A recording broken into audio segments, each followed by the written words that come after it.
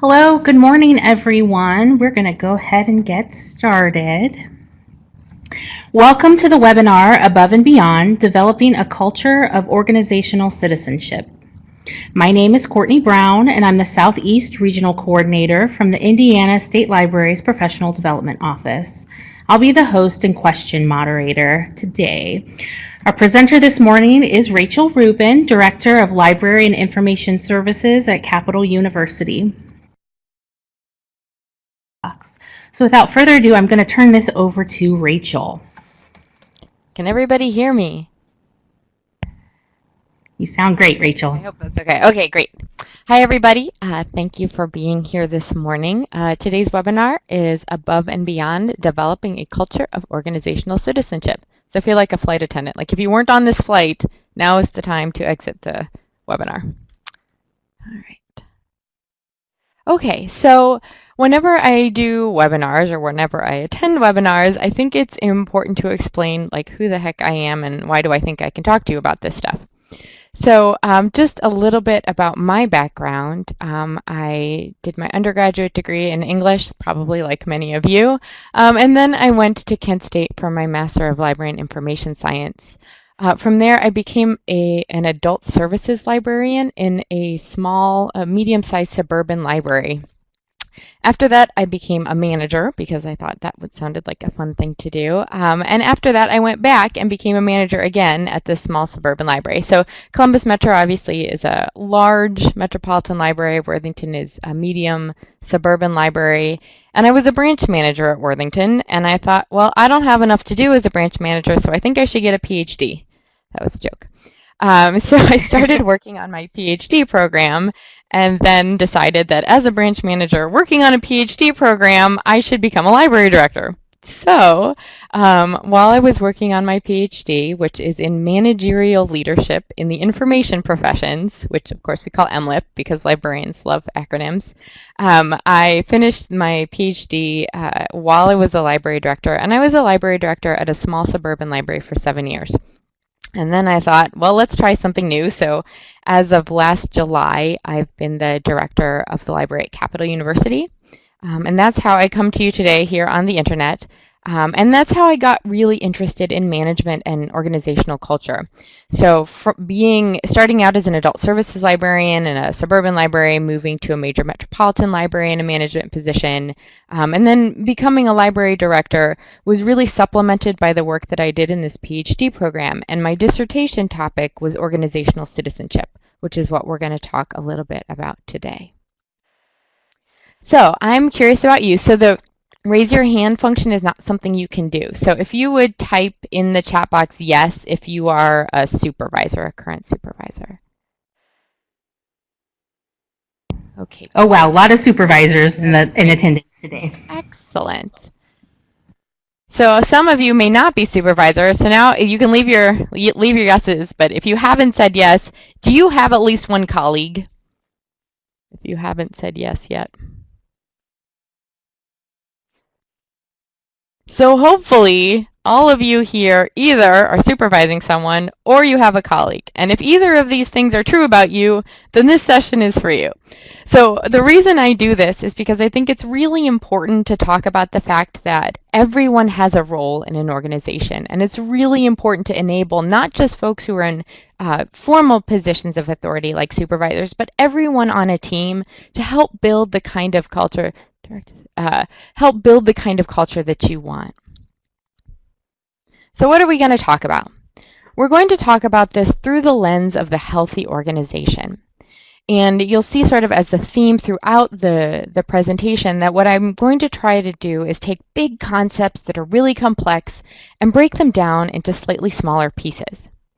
This is a really short presentation to do this for really big topics. So I want to state at the beginning that all we're going to do is sort of touch on these things.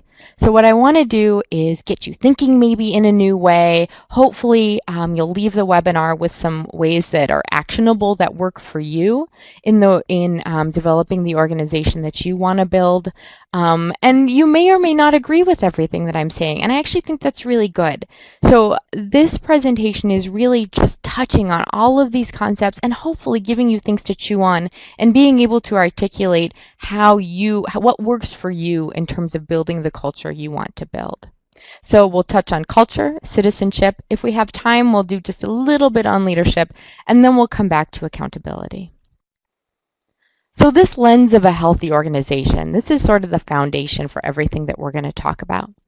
So when I was working on my PhD program, I did a series of workshops with Felton Thomas, who's the director of the Cleveland Public Library. And we thought it was really important to start from a framework that everybody could agree on. So we developed this definition of healthy organization, that it successfully carries out its mission, continuously evaluates and improves, that it's financially sustainable and fiscally responsible, and that it operates ethically and transparently. And I think all of those things are pretty well understood. They're sort of accepted as what you need to be a healthy organization. But one of the things we tend to miss and forget is the people piece and the culture piece. And one of the things that we thought was really important was including this foundation of maintaining a supportive and respectful culture in which employees are willing and able to perform at their highest level. Without that bottom piece, none of those other things can happen. And when we think about that, when we think about the way employees engage with the organization, we tend to use this word morale. But morale is really nebulous. What is morale? What does it mean when people say an organization has good morale or bad morale, or morale is high or morale is low? And this is one of those big concepts that I think it's really important to break into pieces if we're going to make actionable steps to address it. So instead of thinking about morale, I want you to think about employee attitudes. And these are some of the foundational employee attitudes: satisfaction, commitment, motivation, and something we're going to get into today, citizenship. So satisfaction is the way we feel about work. I'm satisfied with my job. I'm not satisfied with my job. And this can change, right? So you can have a year at your job where you are super satisfied. And maybe you're there for a little while and maybe you stop being challenged and that job becomes less satisfying to you. Another dimension is commitment. It's the desire to stay with the organization. And this is where you start to see the problem with morale. It's a unidimensional concept, right? It's complex. So you can have an employee who is completely dissatisfied but super committed. I'm sure some of you can think of people that are not happy with their job, but for whatever reason, they're not going to leave. They're going to stay. Motivation is another really important concept, and that's the willingness to work hard. So you could have an employee who is unsatisfied but really motivated because that's just who they are, right? They're not happy in their job, but they just work hard because that's who they are. Or you can have an employee who's super satisfied and doesn't work hard, and maybe it's because they don't have to work hard that they're super satisfied. But you start to see how using a term like morale can become problematic because it hides some of these complex attitudes that employees have at work. And as a supervisor or as a colleague, you can start to think about your colleagues and your team members in a little bit more nuanced way. And then citizenship, which is a word that I wrote a dissertation on and should be able to say. Citizenship is engagement in above and beyond activities that are interpersonal in nature, so they're about smoothing the relationships between people, but in such a way that they actually improve the efficiency and effectiveness of others and of the organization. So we'll talk about that a little bit more in depth later. So why do these things matter? Why do we care that employees have positive employee attitudes? And this is not attitude like that person has a bad attitude. Those are commitment, satisfaction, motivation, those sort of formal attitudes. They do good things. They increase efficiency and effectiveness. Conflict is reduced. They increase this nebulous thing we call morale. And they reduce supervisory time. So all of you who are supervisors, you know that the employees who aren't satisfied, who are unmotivated, who are thinking about leaving, those are the folks you spend a lot of time on, right? So this is an efficiency. When you focus on employee attitudes, you actually increase efficiency. And it improves public relations. So if you have employees who are satisfied, they tend to make sure that your patrons are also satisfied, right? And it does things like reduce accidents, absenteeism, and turnover. So again, a healthy the core that underpins this desire to build a healthy organization is maintaining a supportive and respectful culture in which employees are willing and able to perform at their highest level. So let's talk about this again, big nebulous culture, this concept called culture. So I'm sure a lot of you have heard this, culture eats strategy for breakfast. A lot of you may agree, a lot of you may disagree. And as a side note, this is often attributed to Peter Drucker, who's one of the great minds in management literature. But it may be apocryphal. It may not have been Peter Drucker. As a librarian, if you haven't discovered Quote Investigator, it is a great site. So at any rate, but this is something that you commonly hear when you talk about culture. So again, the raise hand doesn't work. So just say yes in the chat box if you think your organization has a well-defined culture.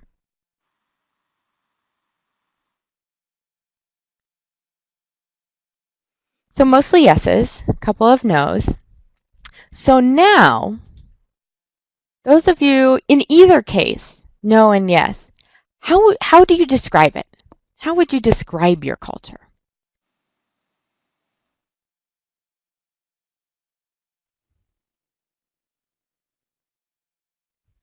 This is a little harder, right? Culture is hard to define. This is one of the reasons that makes it so difficult. Okay, great. And change. Oh dear. Okay, so this is interesting. So this is about the way people feel, right? It's the way people interact. It's the way people engage with each other.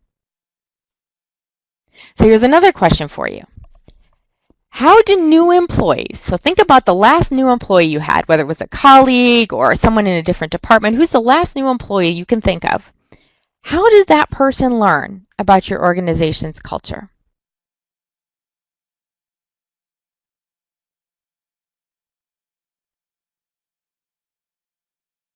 So you can do it through meetings. What are other ways that new employees learn about your organization's culture?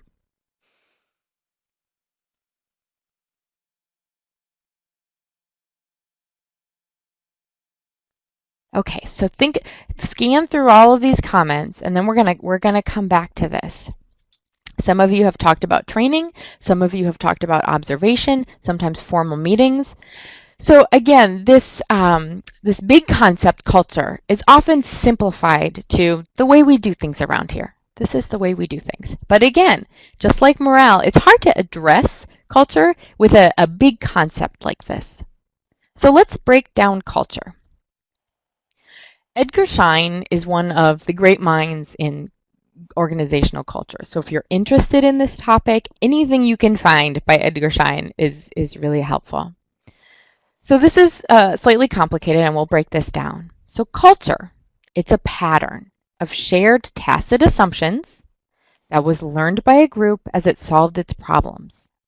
It's worked well enough to be considered valid, and therefore it's taught to new members as the correct way to perceive, think, and feel in relation to those problems. So what I think is most interesting about culture is that it's shared tacit assumptions. It's sort of these underlying things that are really hard to figure out, but it's really important that it's sustained by the entire group. So let's break it down a little. Again, shared set of assumptions, beliefs, and behaviors, sort of summarized as this is the way we do things around here. So how does it work? Let's break this down a little bit. According to Schein, culture works it's manifested in three different ways. One of which is artifacts, another is values, and the third is assumptions. So artifacts. What do you see, hear, and feel? And a lot of you described that when you described your cultures. If you're going on a job interview and you walk in and the walls are white and everyone is wearing suits and everyone is whispering, you're going to deduce something about the culture of the organization just having seen and heard, right? If you go into a place where people are greeting each other, they're saying hi, they're not quiet, there's brightly colored art on the walls, you're going to deduce something about culture, about the way things are done around there, having talked to no one, right? That's really, it's such a powerful thing. So values, what is important and why? These are the things that we espouse, that we write down. These are our strategies, our goals, our philosophies. So let's say we have a strategy and or our goal is that we're going to provide the best customer service in all of the public libraries in Indiana. But if you walk into a library and you see a patron standing at the desk and the librarian is filing their nails, it's going to be a mismatch between value and artifact. And one of the important things here is that sort of when you think about your policy manuals, when you think about the things that you write down and codify, which turn into artifacts, right? So you write down this policy that, let's say, there's no grace period for being late to the desk. And you have a new employee and they come to work and they see that they read the policy manual and they think, okay, there's no grace period. But then they see the same staff member coming in late. They observe the same staff member coming in late all the time. Which is more powerful, the written down artifact or the behavior? So you can start to see when you think about culture change, how hard it is. It's not enough to change your policy manual. And it's not enough to change the paint color on the wall, right? So you start to see the complexity of building culture change. To add to that is this layer of assumptions. These are so ingrained that people aren't even often aware of them. This is about the assumptions you make about how to solve problems. And that could be, an example of that could be our organization believes that doing things democratically, building consensus is really important. This is one of our values. But if all of the managers, if the habit is to keep their door shut, you have a conflict between the value that you're trying to build and the underlying assumptions. Like they might not even know if this was what they went into and this was the habit, this is something that was ingrained in the organization. So one of the takeaways from this is that I want you to be patient with yourselves. If you're trying to do culture change, it's not just about changing the policy manuals. It's not just about getting the staff together and defining your values, which are all really important. Those are important components. Change the paint on the walls, change the things that you're writing down, change the way you talk about things. But it takes a long time to change implicit assumptions about the way things are done. So it's doable, but it's complicated.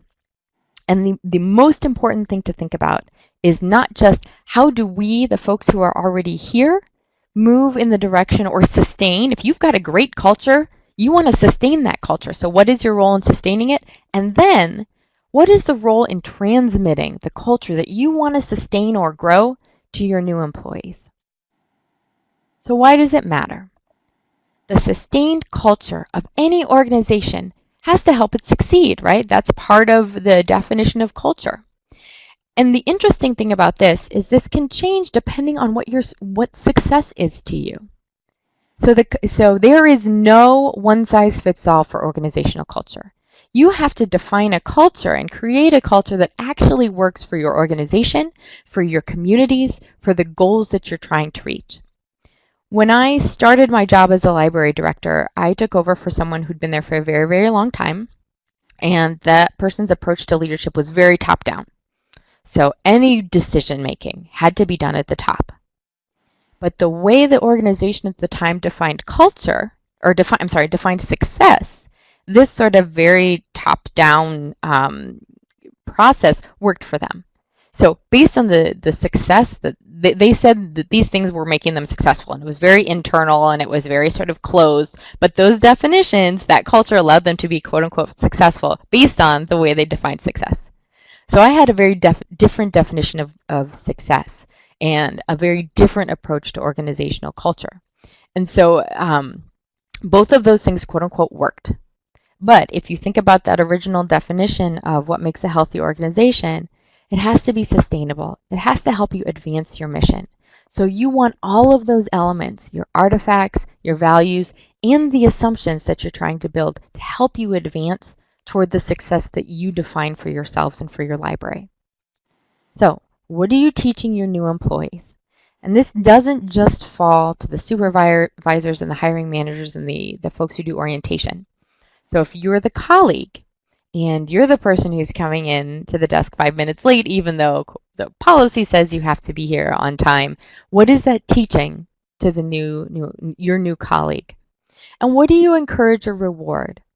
So I'm sure almost all of you are supervisors, so you know that it matters to thank or to reward or to praise employees when they do a good job.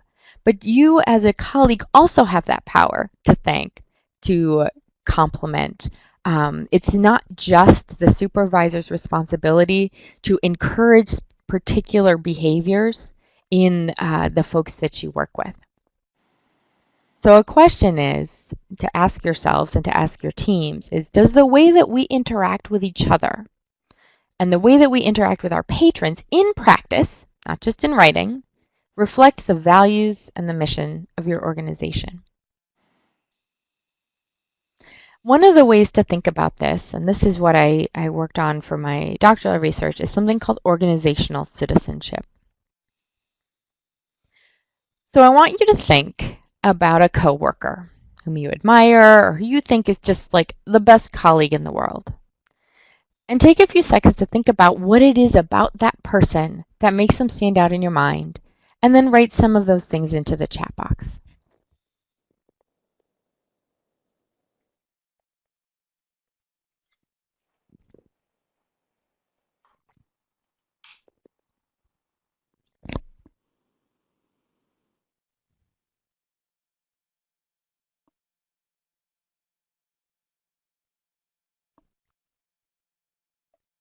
Great. So one of the things you can sort of see here is a combination, not just of a really good communicator, so a skill, but a lot of these things that you're writing are sorry, I got my microphone away. So many of these things are skills, so good communicator, but a lot of them are also qualities. They're characteristics. And when we think about developing these things in our so like positive, calm, caring.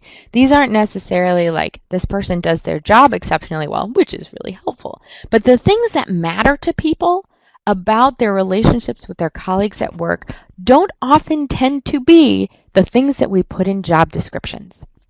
So we'll talk about that a little more in a second. So organizational citizenship behavior is behavior by individuals that's discretionary. It's not necessarily going to be rewarded or recognized in the formal reward system. But when a lot of people do it in the aggregate, if a lot of people are engaging in these behaviors across the organization, it promotes the effective and efficient functioning of the organization. So again, big concept, and I'll break this down a little bit. So these are things that are helpful. They're spontaneous, they're not premeditated. Excuse me, so if something happens and you run over and help your colleague, you weren't like, well, am I going to get, Steve just dumped all of the paperbacks all over the floor. Am I going to get rewarded for this if I run over there and help Steve? Normally, people just help each other. And this is one of the, and librarians tend to be in this category anyway. We tend to be helpful people. And this is one of the reasons I think this approach to organizational behavior actually resonates really well in librarianship. So it's focused on creating more effective relationships, not on more effective task completions. So in the formal definition, we're supporting the social and psychological environment in which that task performance takes place. So in the aggregate, when everybody's doing this across your organization, we're promoting the efficient and effective functioning of the organization. So this isn't a potluck. So a potluck doesn't actually lubricate the social mechanisms in order to be more effective, right? And there's nothing wrong with a potluck, but that doesn't count as organizational citizenship. So I'm going to give you some very specific examples. So organizational citizenship has a number of dimensions. One of them is altruism.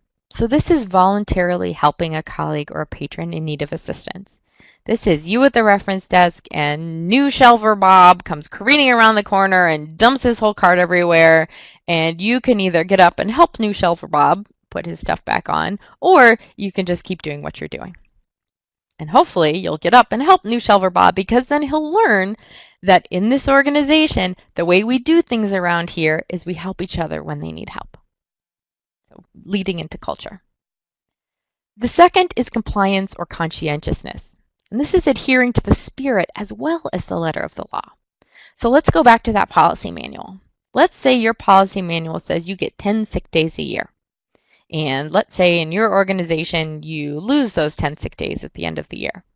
So if you get to December 1st and you realize you have 5 sick days left, you are not going to go to the nearest preschool and start looking all of the books, right? You're not going to intentionally make yourself sick so that you can use those sick days. Or you're not just going to call off because you've got 3 sick days. The letter of the law says you've got these sick days, but the spirit is that you'll use them in the manner for which they were intended. Sportsmanship, tolerating trivial inconveniences without complaint. This means that if the coffee maker breaks in the staff room, you don't march down to the manager's office and spend 20 minutes complaining about the coffee maker and then marching out to the desk and spending 20 minutes complaining to your coworker who's trying to get their work done that the coffee maker's broken. Instead, you maybe pop your head in the manager's office and you say, hey, the coffee maker's broken, and then you carry on. Courtesy, this is consulting with others before taking action. This is if you put pink paper in the copy machine in the back room and you don't tell anyone, and then somebody prints a really important report on pink paper, things don't go well. So this is courtesy. Civic virtue. And this is keeping up. And this is hard. So one of the things that we'll talk about in a little bit is the way that supervisors can enable staff to have the ability, willingness and ability to engage in these things. This means if the director sends out an email, you read it. If your manager sends out an email, you read it. If you have a program guide, you know what's going on because you know the patrons are going to come to the desk or come to you wherever you are and say, I'm trying to find this program. I thought it was today. When is it happening? So this is just making sure that you know what's happening. Organizational loyalty. It's promoting the organization to outsiders. And this doesn't mean getting a sign and standing in front of the library and being like, my library is the best library ever. This is, if you're in the supermarket and someone comes over to you and they want to complain about things, you don't just say, yeah, oh my gosh, everything is terrible. So this is basically professionalism, right? Organizational loyalty. It doesn't mean you have to lie. Doesn't mean you have to say things that aren't true. It just means that you use a good judgment in what you share about your organization. Now, all of these things up to this point can be sort of read as towing the line. And there's a reason for that, right? Like if we're all in a boat and we're rowing the boat, it's a really good thing if we're helping each other row the boat in the same direction. But if there are a lot of rocks and you happen to see that there's a lot of rocks ahead, you also want to have the ability to be like, guys, I think we need to make a sharp left. So voice is a really important component of this. This is just like being the citizen of a country or a state or a community. It's really important that people share constructive feedback, that they can challenge the status quo in the interest of making positive change. And this, it's one dimension out of all of these dimensions, but it's really, really important. And it's especially important for supervisors to encourage and facilitate positive, constructive feedback. So again, why do we care? Why do we want to develop this kind of organization? So organizational citizenship behaviors contribute to the health and success of the overall organization. It does things like reduce staff turnover. It encourages innovation and taking initiative. And just as a side note, you might say, well, I don't understand how that happens. So if you're enabling folks to leave their desks, right? If you enable someone to get up and help Bob who's dumped all of his books, or if you're at the information desk and you see that circulation has a really big line and you enable your team to get up and say, okay, I saw there was a line and I addressed that. And I know that if you're in a union environment, this can become a little bit complicated. But in general, how are you facilitating people getting up and helping and making change? And if you do that, if you will encourage that kind of helpfulness, inevitably they're going to get creative.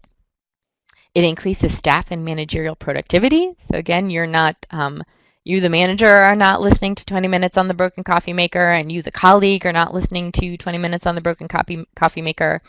And if you've put the pink paper in and you've wasted the time and resources of your colleague because they now are reprinting all of these things. So you can see how engaging in these sorts of interpersonal relationships are actually benefiting efficiency and effectiveness. Increases customer satisfaction. Again, if you enable people to solve the problems of your patrons in creative ways, patrons are going to be more satisfied. And ultimately, it reduces costs as well. So again, one of the points that I hope you take away from this presentation is that this is something that everybody can engage in. Everybody can help to build the kind of culture that you want to see and the kind of culture that advances the mission of your organizations. So a lot of you already addressed this when I asked about how culture is transmitted. You have to be a role model. Learning behaviors, or behaviors are learned by watching others engage in behavior, right? So you can write it down, please be on time. But that's not the lesson that's going to be learned. So if it's really important to you to give good customer service and that's written down, what are people observing? What are people observing? What are your new colleagues observing? What are your current colleagues observing? Reinforcing that norm that being a good organizational citizen is the way we do things around here. Demonstrating how to give constructive feedback to a supervisor, really important. How is that done in your organization? How is that enabled? How is it rewarded? And be the kind of colleague that when you wrote in here, this is the person that I think is outstanding as a colleague. Can you be like that person?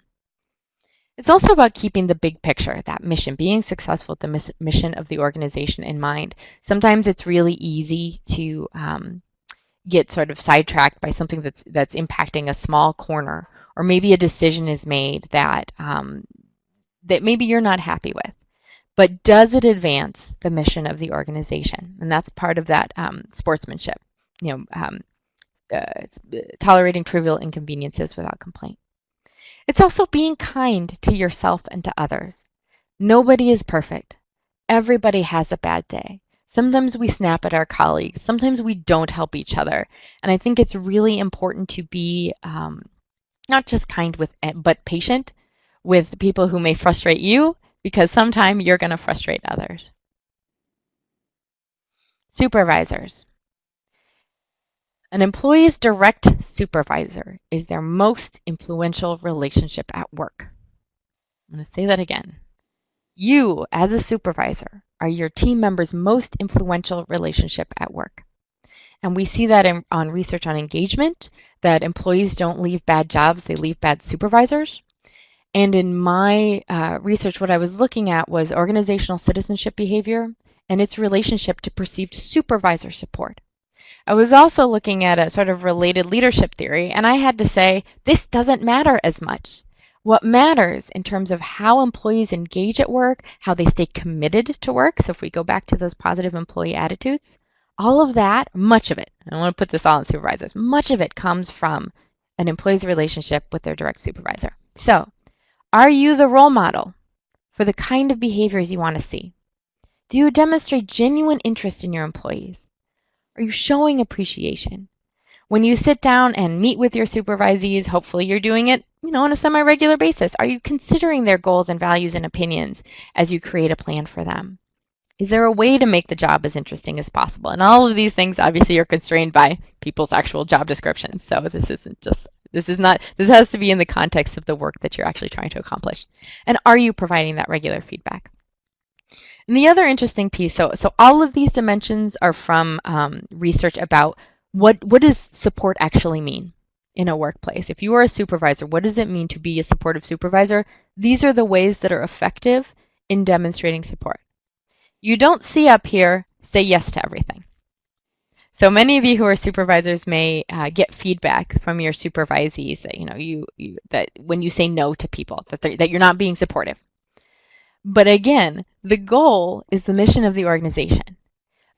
The caveat that I think is really important, and I learned this from a leadership development expert named Ruth Metz, and she said that in all of your conversations, you should be direct, respectful, and courageous. So if you're going to say no, be direct, respectful, and courageous. And when you're like, why courageous? Well, sometimes it's really scary to say no to people. So I think you do the right thing. You do the right thing because it needs to be done. So again, supervisors. Another aspect of this is who you hire, not just how you are enabling and role modeling for your current employees, but being really careful about who you bring into the organization. Because candidates who are going to engage in OCB, this is a characteristic that is hard to teach. You can teach a lot of things about working in the library. But if I were to go back to that list of things that matter to colleagues, about things that matter to the culture of your organization, you will see less skill and more this sort of interpersonal ability, right? So you want to find candidates who are predisposed to engage in OCB, concerned with the rights, feelings, and welfare of others. They're positive, enthusiastic, and determined, and they take the initiative to influence their environment. This is something called attribution theory, and we can do a whole other thing on that. But there are ways to ask questions about this. So here are some sample interview questions that are trying to get at some of these dimensions of OCB. So 2 things.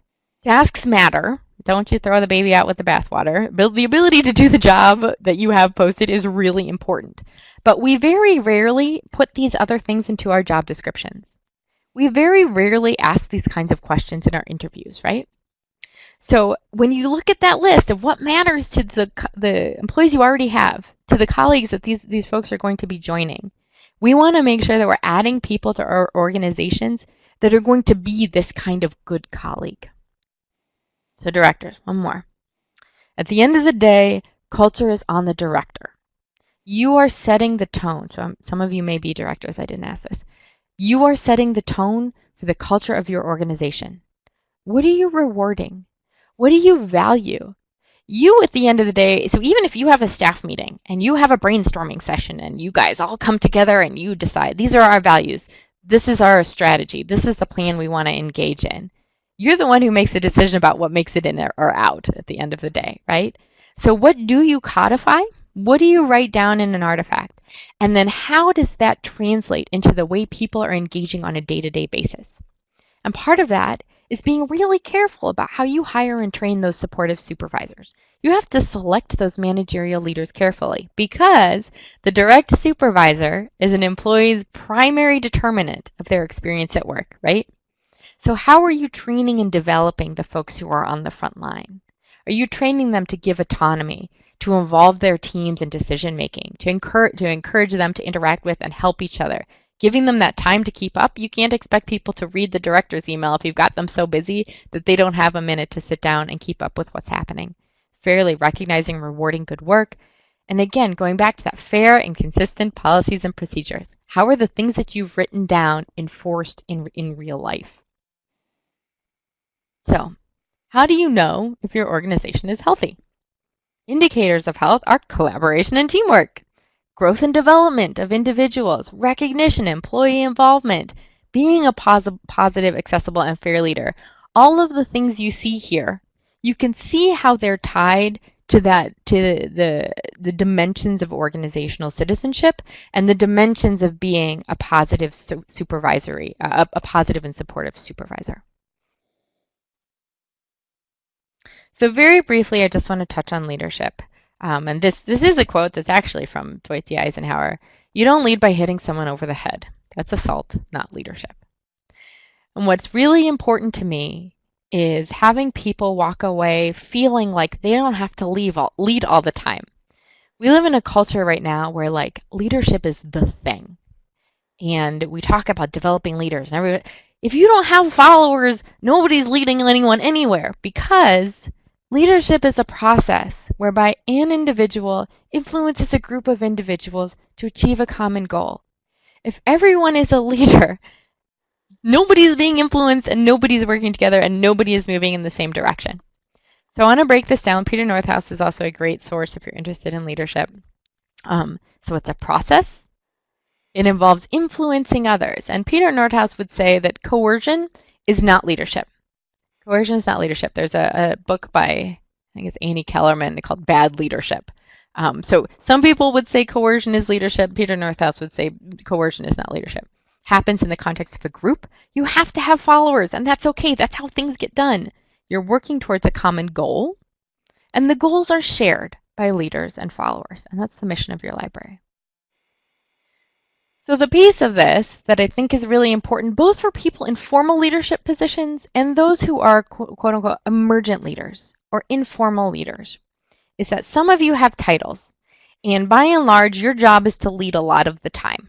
But you also have to step back sometime. And one of the things that's important for us as leaders to develop is the emergent leadership skills of our teams. So they may not have leadership titles, but they may engage in leadership behaviors or exhibit leadership qualities. So informal leaders are those who are not appointed or elected, and they emerge over time through interactions with the group. So this is, I forget his title, he's one of the directors at Google, Laszlo Bock, so I'm just going to read this. When faced with a problem and you're a member of a team, do you, at the appropriate time, step in and lead? And just as critically, do you step back and stop leading? Do you let someone else? Because what's critical to be an effective leader in this environment is you have to be willing to relinquish power. And I spend a lot of time talking about power in some of the other presentations that I do, but the important takeaway here is that you have the ability to lead as an agent of cultural change in your organization, but unless you're the director, in which you're probably doing that all of the time, you have to be willing to step in and you have to be willing to step out. And that's also true of directors and managers. So sometimes as a director, I have to step back and let the staff lead. Right? Nobody gets like a potted plant on their desk and that says, okay, you're the leader now. Leadership is interactional. It's ongoing. It's something that you step into and step out of. The expectations are different depending on where you are, but everybody has the ability to do this. So I think, okay, good. So about 2 minutes left. So accountability. One of the things that I want you to do today is talk about what you are going to do. You can think about what your organization is going to do, but I want you to walk away thinking about what you as an individual can do. So we hear this like, why can't everybody be an adult, right? Everybody has this moment at work where you're like, oh my gosh, I think I'm in middle school again with what's happening around here. So we can't make that assumption that we're all adults here all the time, right? So we want to be strategic. We want to be clear about the kind of culture we want to create, and we want to be able to communicate with that with each other. So I know a library that I worked with went ahead and created a contract. And you can do this at the department level. You can do this for yourself. You can do this between colleagues. What are the ground rules for you, for your library team? In my last library, we talked a lot about assuming positive intent. Somebody might snap at you. Somebody might be rude to you. Somebody might say, please help me with this. And they might do it, or they might not even say, please. I need you to help me with this right now. Can we try to assume positive intent? Are they stressed? Are they having a bad day? Because you're going to do this to someone else. And this isn't easy, right? This isn't easy. But or patrons come to you when they're having a terrible day and they're horribly rude to you. Can you assume positive intent? Can we find a way to say yes? This is, again, about that creativity and problem solving. Can we find a way, even if we can't give a person what they want, to in some way say yes to them? Are we treating our colleagues with respect? Do our actions as individuals support the culture that we want to create? Can you write that down? Can you formalize that? Who are we, and how do we interact with each other?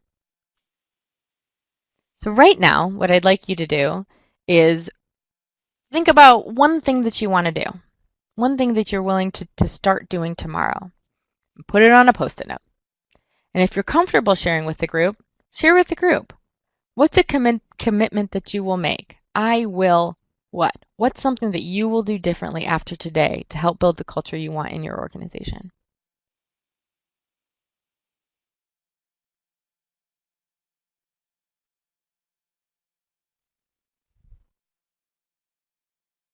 So I'm watching. It says all of these people are typing. I'm very excited.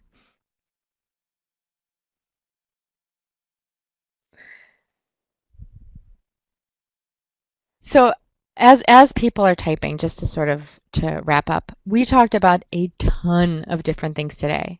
All of these things are really deep and complex. All of these things have mountains of literature on them. So again, I am not an expert in these areas. Awesome. Sorry, I'm distracted by this awesome chat feedback. So I'm not an expert in these things. It takes years for people to become experts, but my hope is that you'll be able to walk away and think a little differently and have a little bit of a different perspective and maybe be able to introduce some ways, some ideas, some concepts, some behaviors that will help your organization either continue to be awesome or to move in that direction, no matter where you are in the organization. I'm loving these answers that are coming in. Be courageous. So now, collaborate more with my staff, provide more feedback to my staff. These are all great takeaways here.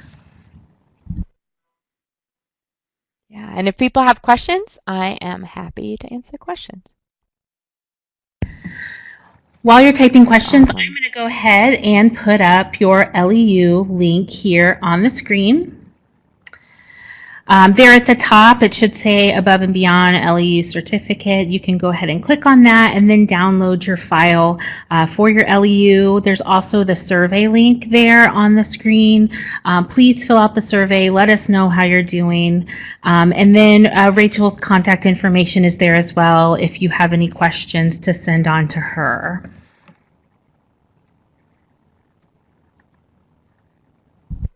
So I guess, as people are typing questions and sharing what they're going to do, the other piece to remember is that this is hard and it takes time. So it can be very discouraging. If you're a leader who's gone into a place and you're trying to make change, you may have staff who are like ready to go. They're ready to roll and everything feels slow to them. So it's important to try and keep that perspective that, remember, you're talking about implicit assumptions when you're trying to make culture change. So be patient with yourself, and it will be hard for your team members that are ready to rock and roll if you're trying to make culture change, but it's worth it in the end. It's worth it in the end because ultimately it helps you do your job better. It helps you help your patrons more. Great night. I see your question, Brian. Yes, we are recording this session and it will be archived and the link will be sent out to all attendees. And it'll also be posted on the Indiana State Library's website within the next 30 days. So I want to thank Rachel for logging in with us and giving us some really great information. Feel free to continue to type in the chat box. We'll stay on for a few more minutes here. If there are any questions comes through, Rachel and I will hop on. Otherwise, be sure you download your LEU and please fill out that survey link that will help us do things in the future. Thank you, Rachel. Absolutely.